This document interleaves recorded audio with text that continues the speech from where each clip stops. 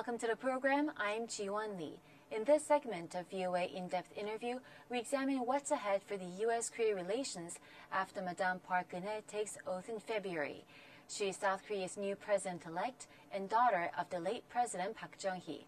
We have Mr. Greg Brzezinski, the Associate Professor of International Affairs at George Washington University, in the studio. Welcome to the studio, Greg.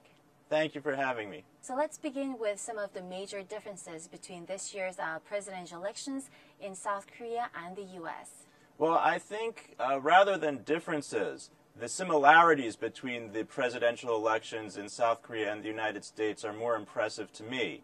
One important similarity, I think, is that both South Koreans and Americans chose to keep going with their current political trajectory. They chose continuity rather than change.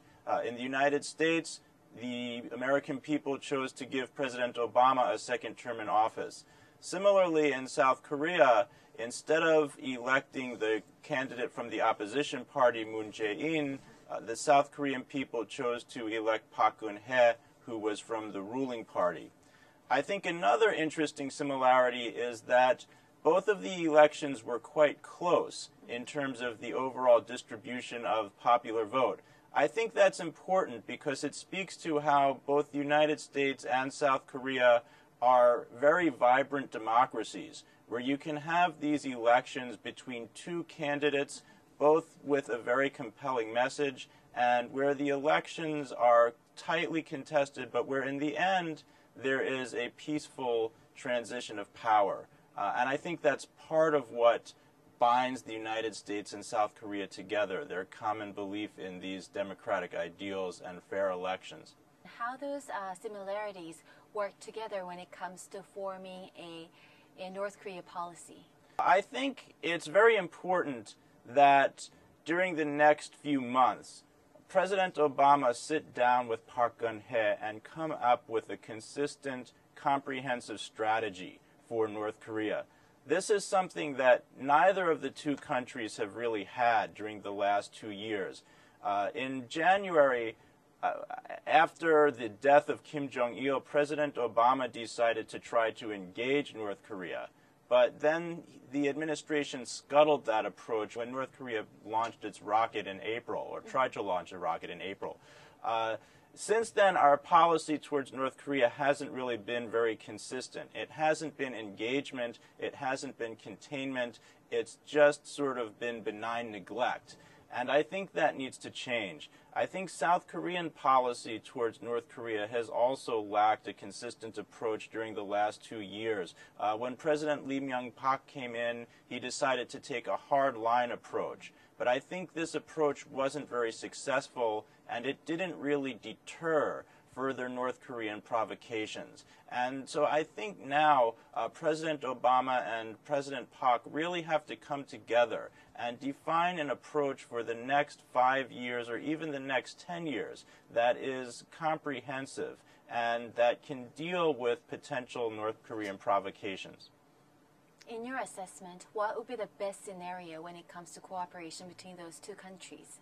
In terms of cooperation on North Korea policy, what I think they should do is come up with an approach that engages North Korea, that tries to reintegrate North Korea into the family of nations. I think that is probably the only approach that has any chance of working. We've seen in the past that sanctions don't work, efforts at coercion and containment don't work.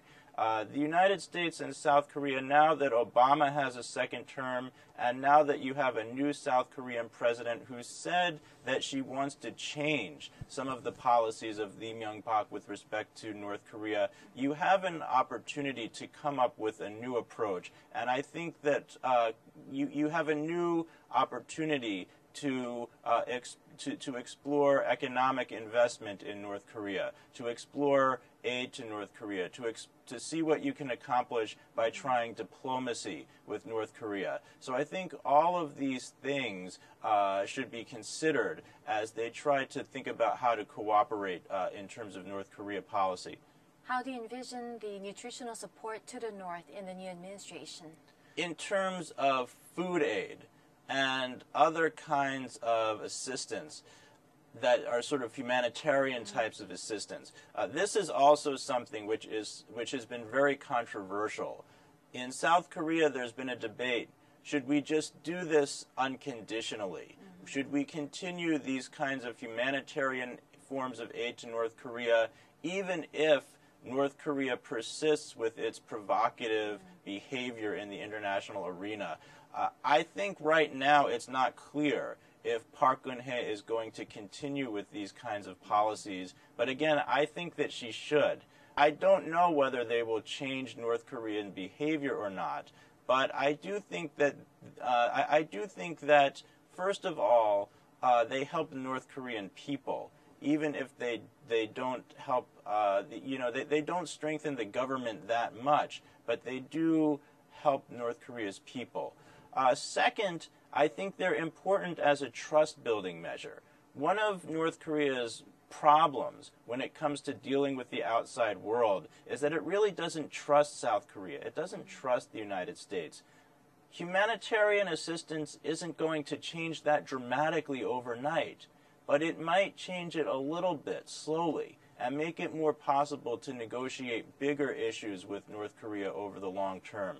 Humanitarian assistance won't hurt South Korea. It won't hurt the United States. It won't do anything to help North Korea to develop the kinds of weapon systems that South Korea and the United States are concerned about when it comes to security. So I really don't see any reason why wealthy countries like South Korea and the United States can't continue with these kinds of policies.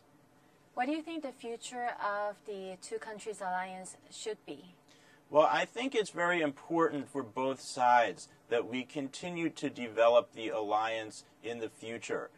For a lot of the Cold War, the alliance was mainly a military alliance geared at containing North Korea. And I think that's going to be part of the equation in the future, but only part of it. In the future, I think, one, we need to think about how the alliance can work when you have China increasing in military power and becoming really a much stronger force that's going to need to be reckoned with in all of the Asian region. So I think, number one, the United States and South Korea have to think about how to modify their alliance to deal with the rising China. Number two, I think we need to think about how our alliance can change to adapt to different global circumstances. For instance, now when we think about our security is threatened not only by North Korea or China or our potential military and geostrategic adversaries. Our security is also threatened by environmental issues, by changes in the international economy. And we've already seen, for instance, the signing of the KORUS Free Trade Agreement between the United States and South Korea that strengthened our economic ties. I think the United States and South Korea should also think about in the future if there are ways that they can cooperate in other areas, if there are ways that they can expand this alliance into other areas. Can it be expanded to cover environmental issues so that the two countries work together in some ways to preserve the environment? Can it be expanded into new fields such as technology? Can the two countries do more to help each other when it comes to scientific advancement and industrial and technological achievement? I think these are directions that the U.S.-South Korean alliance needs to go in the future to make it more robust, stronger, and to continue to improve ties between our two peoples. It appears that both Japan and South Korea, they chose a very conservative and rather hardline approach presidents. How is that going to affect the U.S. policy toward Asia? Well, I think from the U.S. side, Washington is very happy that both South Korea and Japan chose more conservative people to guide them during the next few years. At the same time, though, I think the character of these leaders is very different, and I have a much stronger and better opinion of Park Geun-hye than I have of Shinzo Abe. What I admire about her is that even though Park Chung-hee is her father, she's been able to say, look, he did some things that were wrong. He was too authoritarian. He was too strict in how he cracked down on domestic opposition. And so this ability to come to terms with what's happened in the past is very important for political leaders to be, is a very important characteristic for political leaders. I think Park Geun-hye, during her campaign, really showed that she has this. Shinzo Abe has shown that he is not. And I think that's why, even though both countries have elected conservative political leaders, they're going in very different directions. And I think that South Korea, when it comes to its relations with the rest of Asia, is choosing a much better direction for itself than Japan is. Thanks, Greg. Okay, thank you for having me. That's all the time we have for today. With me was Professor Greg Brzezinski from George Washington University. You're watching Voice of America.